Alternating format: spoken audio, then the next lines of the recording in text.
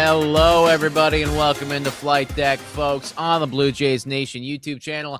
I'm your host, Nicholas Playlog, for the final game of this series. I will be back later on in the season, but this is the last one for me for just a little bit. We're going to talk about yesterday's ball game, today's ball game, some of the updates that they made. There were some roster moves that transpired with the Toronto Blue Jays and lack thereof roster moves that we will get into. Some updates in regards to what the MLB and the Players Association, where they're at right now in the CBA. Spoiler, it's not a great place, but it's an interesting place, okay? And we'll get into a little bit of that later. But before we do, shout out here to Bet365. None of this would be possible without Bet365. Check out Bet365's 5-run early payout. When your team goes up 5, you get paid. It is that simple. Download the app today. Must be 18 plus. Ontario only. Please play responsibly. How about the bullpen last night, folks?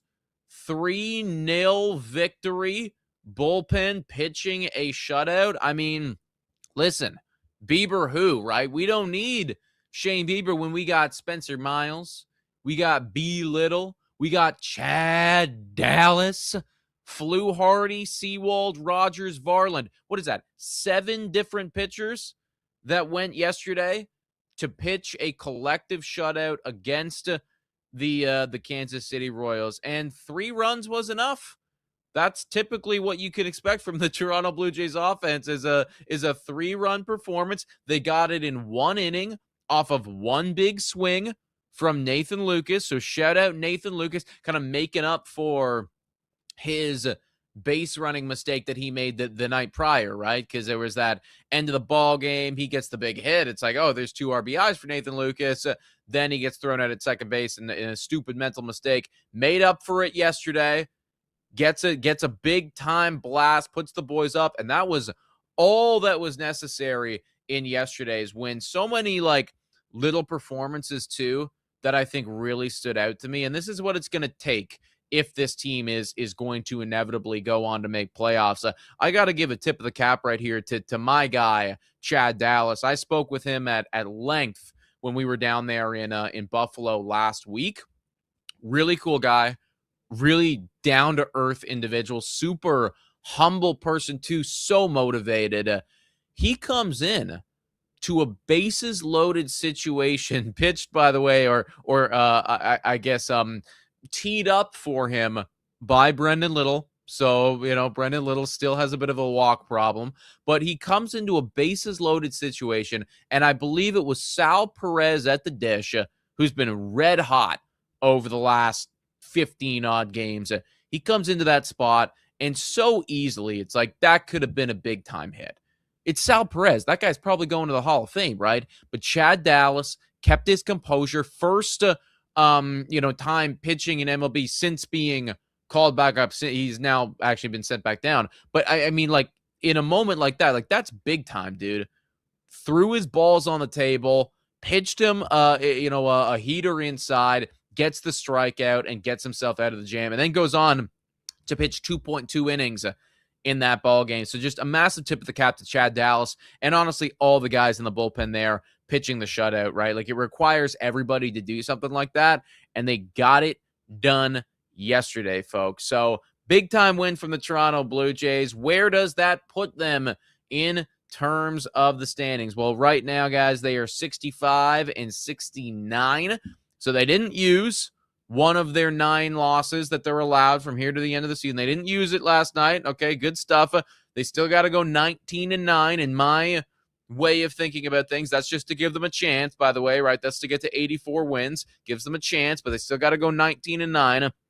But their playoff odds right now are sitting at 14.1%. Yesterday, I believe it was 10%, so that win went up a little bit. Although they didn't get a whole lot of help from anybody last night around the league. The Guardians won, and Guardians right now are kind of the squad that we got to watch out for. They are in lone possession right now of that final wild card spot. They won 4-3 over the Angels. The Orioles won 8-7 over the Cardinals. And then the Mariners, the Twins, and the Rangers all lost. But still, the most important one is Cleveland right now. It's going to be interesting, too, because Cleveland, they're only a couple games away from potentially winning their division, right? Or competing with the White Sox for their division. So we also got to start thinking about the White Sox too in all of this, right? If the White Sox start to dip a little bit and Cleveland starts to really heat up, Cleveland could very easily overtake the White Sox. Now we got to beat the White Sox, right? So it's both of those teams right now that we kind of need to be scoreboard watching. Either way, didn't gain any ground on Cleveland, but also didn't lose any ground either by picking up that big win. So credit to the bullpen, credit to Nathan Lucas for getting it done, man. 3 runs is the formula for the Toronto Blue Jays. If they can win with 3 runs, we often do. If 3 runs won't cut it, then that's typically a loss. That's effectively the 2026 Toronto Blue Jays season. Shout out to the 16 people that are watching right now, guys. If you haven't already done so, hit the like, smash the subscribe button. Let's transition and talk a little bit about some of the leaks that are coming out in regards to the CBA proposals. Okay, we're going to continue to hear stuff like this as we tick closer and closer to December, which is when the CBA will no longer be intact anymore. And there's some really interesting stuff right here. Okay, so this comes the initial tweet comes from Underdog MLB. We'll go through this and then we'll then go into Jeff Passan explaining a bit more. But some really interesting stuff. Weekly roster. So this is a point right here. This is MLB's, by the way. So the owners pitching this. MLB would pitch that the weekly rosters. Teams would set 26-man roster every Monday, and then there would be exceptions for injuries, trades, or waivers. So you'd have to set your roster. So all of these roster moves that the Jays have been making, for instance, as they try to weather the storm of this bullpen, that wouldn't be allowed, right? It's like you set your roster, at least in my interpretation of things, you set your roster on Monday, and then that's your roster for the week, which would lead to some really interesting strategical decisions. And you might see guys like a Spencer Miles, for instance, becoming a lot more valuable than an individual that doesn't have that length necessarily. I really think that this would impact pitchers more than it would impact hitters. Because if you have a guy in your bullpen that he can only throw, when he goes out there, you can only throw 1 inning.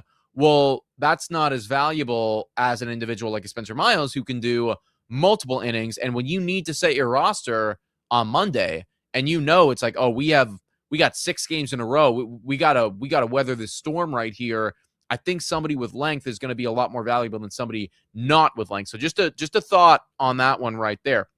Then there would be IL changes. So the new minimums here would be a 1 week for hitters, and it would be 2 weeks for pitchers. And then the 60-day IL, that would get changed to a 12-week IL, which, some quick math from me, that's longer than the 60-day IL.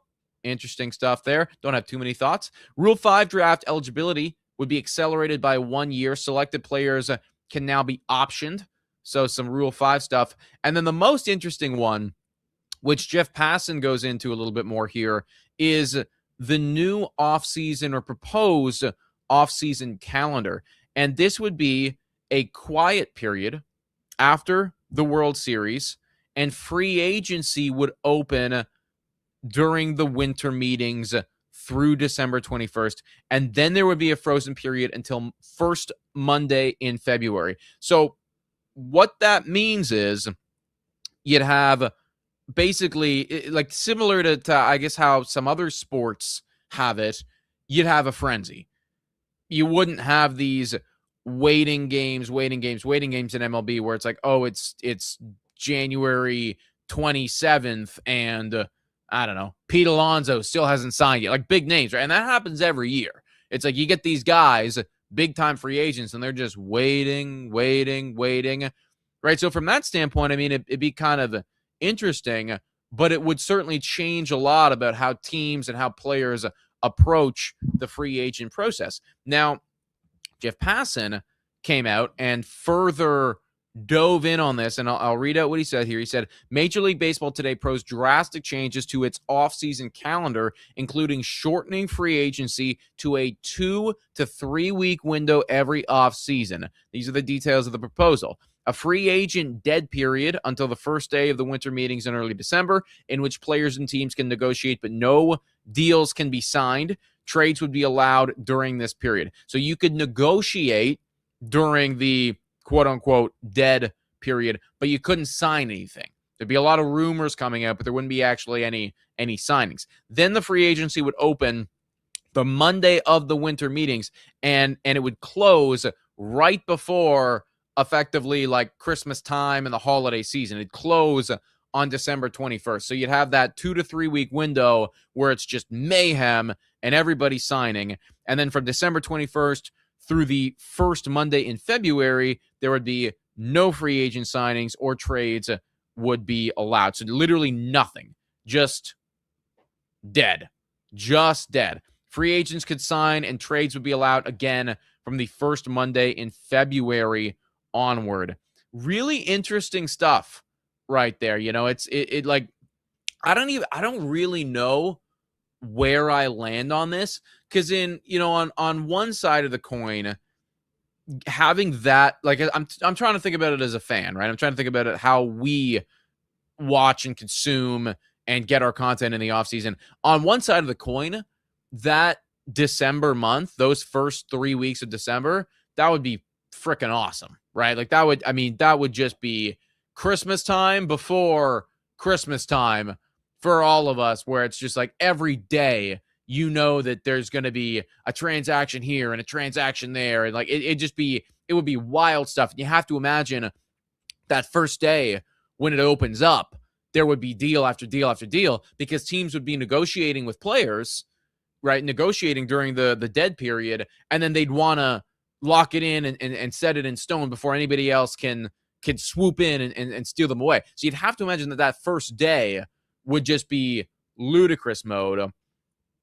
But then also, too, that would mean like a true and honest dead, like really, really dead period from middle to end of December all the way to February, right? It's like there's nothing to talk about in baseball in January. There's nothing to talk about in baseball until you hit that mark in February, right? It would just be, there's nothing at all. So and I see Thomas, my producer in here, saying it's almost like transfer windows in soccer, right? And that's, yeah, exactly. I guess that would be the comparison. It's interesting. And I think I can see how it would be fun as a fan, but then I also see the downside too. Now, would it change anything in terms of the deals that are getting signed? That's something that I don't even think I can really project or predict. And I feel like we wouldn't really know until we get there, because you wouldn't have this waiting game anymore. But then it's like you're forced to sign, so that the teams would have a bit more leverage in that regard. It's like, well, we're pretty confident you're going to want to sign before December 21st. So we know that. Like, I guess theoretically some guys could wait until after that period, but they likely wouldn't. It's like you want to get signed before December 21st. So I don't know how it would impact actual deals. But it certainly would make for one hell of a month of December. So that's where things are at. There was no mention of a salary cap or anything like that, but they're just getting into the weeds of these things. I guess the one thing that I should note is that none of this is even going to be remotely close to getting accepted because of that salary cap and other finances. So fun, mental gymnastics to think about, but for now, nothing impending, nothing immediate. Let's transition and talk a little bit about a move that did not get made from the Toronto Blue Jays before we talk about a move that did get made. Eugenio Suarez was put on waivers by the Cincinnati Reds the other day, and he just passed right through. He just passed totally right through, and no team ended up picking him up. It would have been a $3 million price tag if a team would have gone and would have picked up Eugenio Suarez, and no team wanted him. No team went out and did it. So he will remain a Cincinnati Red. But a lot of Toronto Blue Jays fans online were thinking, hey, that guy could potentially play well for us, right? He's got a decently good bat, and we need some pop right now. We need some slug. What about Eugenio Suarez? Well, looking at the numbers, I mean, he is definitely not as good as he was last year. He's got 19 home runs this year. his OPS of just over 700, right? Last year, he was filthy. He was phenomenal last year. The second half of the year, not so good after he got traded, but still had 49 home runs. And then the season prior to that had 30 home runs. Like the guy can absolutely mash. And you still have that with 19 home runs this year. And some of the numbers would be like placing second and third on the Toronto Blue Jays when it comes to just sheer production. So I get where people are coming from. The one thing that I will say about all this, though, and I talked about this, actually, shout out to the High and Inside podcast, Scott Belford, good friend of the show. I was on his podcast this morning talking about it. I like the dart throw, but there'd be a lot of defensive hoops that you'd need to jump through. For one, he's only played a third of the season at third base, and then the other 2/3 he's been a DH. So if you're bringing in Eugenio Suarez, you're not moving Kazuma, like you're not taking Kazuma Okamoto out of the lineup. It's like that's his spot. Right. So you're probably playing him at DH, and then that clogs things up too, because then it's like, well, where does Springer go? And then, what are you doing about Jesus Sanchez? Do you want to have Jesus Sanchez, not want to have Jesus Sanchez? So the defensive thing, like that would have caused a bit of a headache, just trying to, figure all that out. He would have been a good bat, but I would also say that I think you could get something, or at least a similar dart throw in Sean Keyes. And that's who we talked about here yesterday, right? It's with Sean Keyes doing what he's doing in the minors, you don't have to pay $3 million. I kind of like the idea of just bringing him up instead and seeing what he's got. And maybe trying him out in left field, right? Because that was an update that we had yesterday. Maybe putting him in left field and seeing if that could work for Sean Keyes. And you'd think, like, if Sean Keyes actually does what we hope for him to do, then he would be like a Eugenio Suarez type of player. So that's where I'm at. I'm not too butthurt that they didn't go out and they didn't make the move. I get why some Blue Jays fans were looking at it and going, yes, like bring him in. But the defensive things, like that would have been a bit of a headache. They're already having that problem with Sean Keyes, who's got more versatility and a lot younger legs than Eugenio Suarez. And I do think that I'd rather just throw the dart on our own individual that's already part of our system rather than picking up somebody else. Now, that being said, they did pick up somebody else today.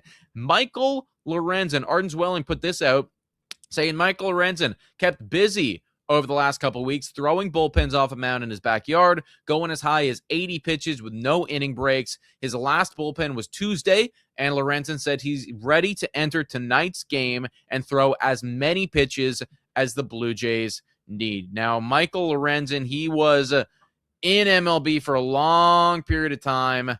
This season, not a good one. Kind of similar to like a Jameson Taillon. You know what I mean? It's like just a vet, been around, had some good years, definitely some good years. This year was not the good year. He gave up the most hits out of and actually it's still standing. That's crazy. So I don't know when his last game pitched was, obviously a few weeks ago, but he still has the most hits and most earned runs given up in MLB. Like in all of MLB this year. And he's been pitching out of his backyard for a couple weeks. So it was a bad year. It was a really bad year. He's a negative 1.9 WAR. He was on the Rockies, and you know that like being on the Rockies, like it's never going to be pitcher friendly. 7.08 ERA over 115 innings.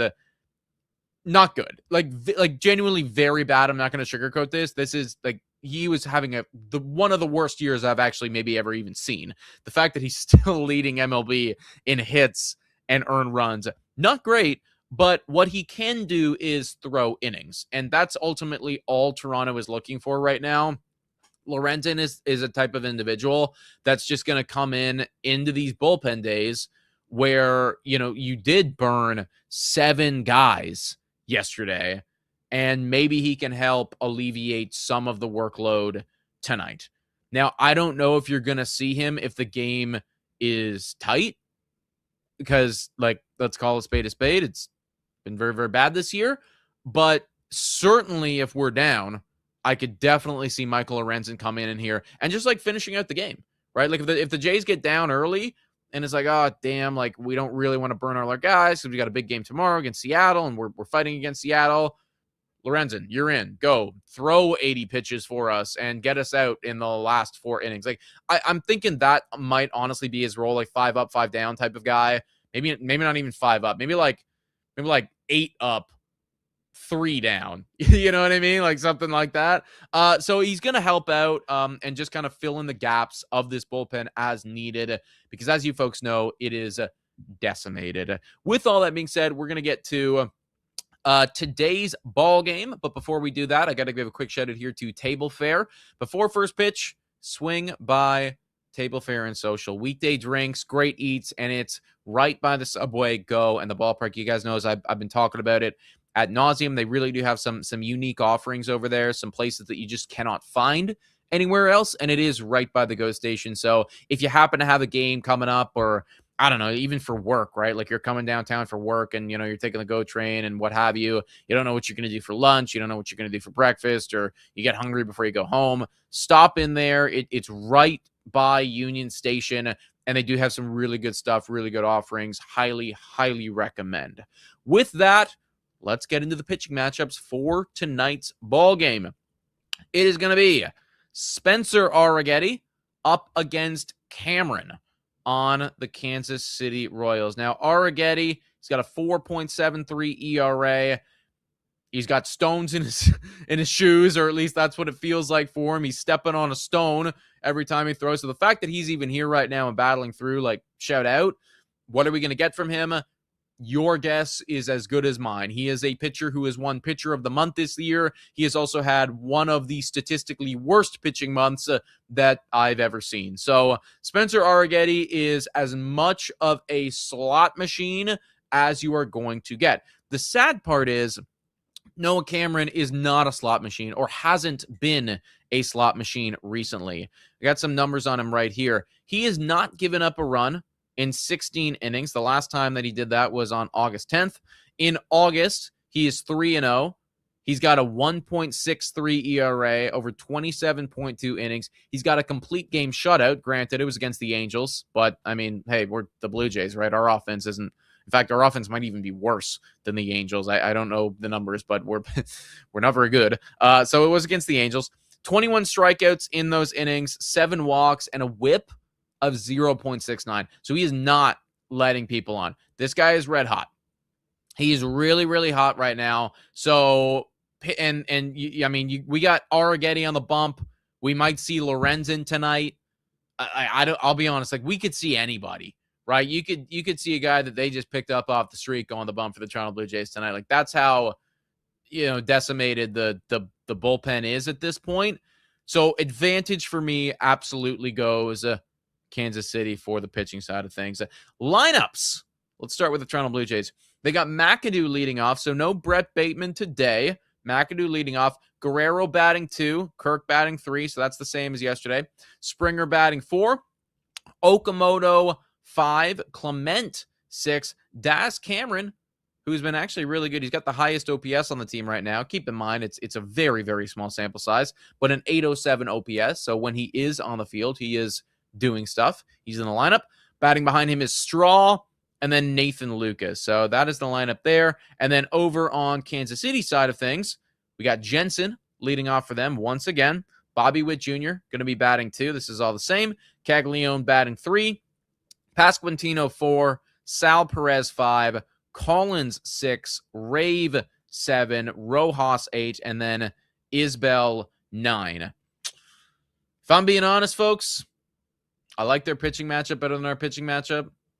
And I like their lineup a bit better than our lineup, too. Because their lineup, even though they got blanketed yesterday, over the last 10 days, they have certainly been performing a lot better than we have. So that's what's going on for today's ball game. I will give you my key to victory at the end. But before all that, let's give a bet for you guys. Something that you can ride with tonight.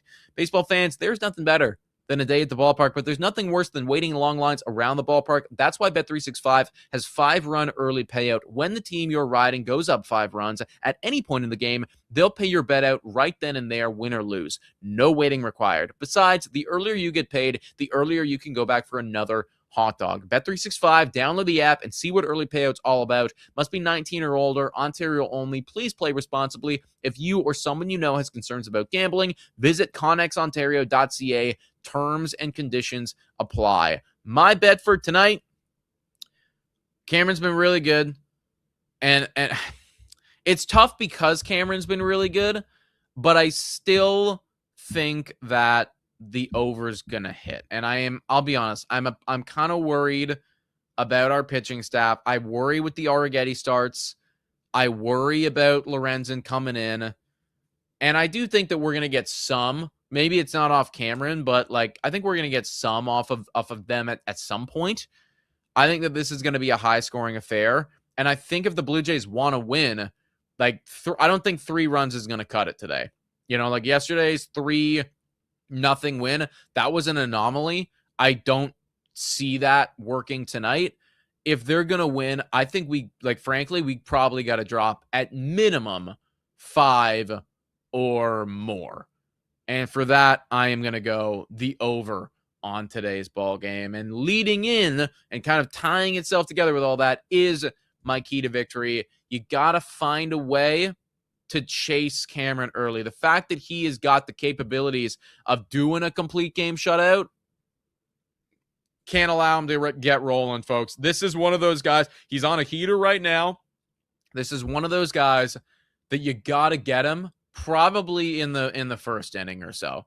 Probably in inning 1, actually. You got to find a way to capitalize in inning 1, get him out of his rhythm, get him in his head, make it difficult. If he gets a 3 up, 3 down in inning 1, that's all he's gonna need to get the motor running, and then it's like he's off to the races, and it's just another start for him. But there'll be those first inning nerves. There always is. You got to get to him right there, chase him out early. Then I think we have a shot, and then likely the over is going to hit. If I'm being honest, I'm going to predict that the Royals win this one. I try to give you guys my most unbiased opinions as possible.